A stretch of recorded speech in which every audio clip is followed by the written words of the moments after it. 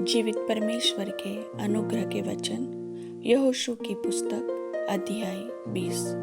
फिर यहोवा ने यहोशू से कहा, इस्राएलियों से यह कह, मैंने मूसा के द्वारा तुमसे शरण नगरों की जो चर्चा की थी उसके अनुसार उनको ठहरा लो, जिससे जो कोई भूल से बिना जाने किसी को मार डाले वह उनमें से किसी में भाग जाए।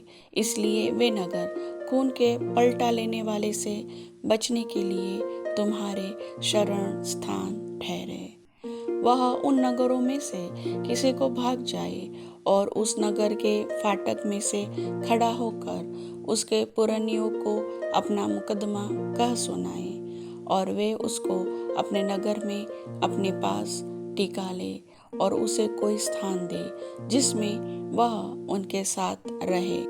और यदि खून का पलटा लेने वाला उसका पीछा करे तो वे यह जानकर कि उसने अपने पड़ोसी को बिना जाने और पहले उसे बिना बैर रखे मारा, उस खूनी को उसके हाथ में न दे, और जब तक वह मंडली के सामने न्याय के लिए खड़ा न हो और जब तक उन दिनों का महायाजक न मर जाए तब तक वह उसी नगर में रहे। उसके बाद वह खूनी अपने नगर को लौटकर जिससे वह भाग आया हो अपने घर में फिर रहने पाए।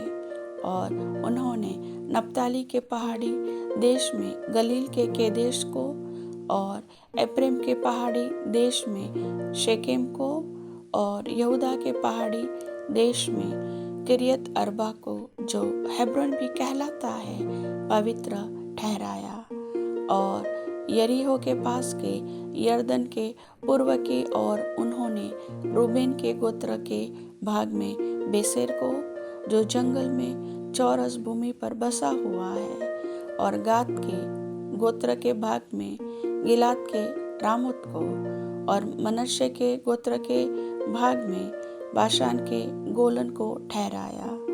सारे इस्राएलियों के लिए और उनके बीच रहने वाले परदेशियों के लिए भी जो नगर इस मनसा से ठहराए गए कि जो कोई किसी प्राणी को भूल से मार डाले वह उनमें से किसी में भाग जाए, और जब तक न्याय के लिए मंडली के सामने खड़ा न हो तब तक खून का पलटा लेने वाला उसे मार डालने न पाए।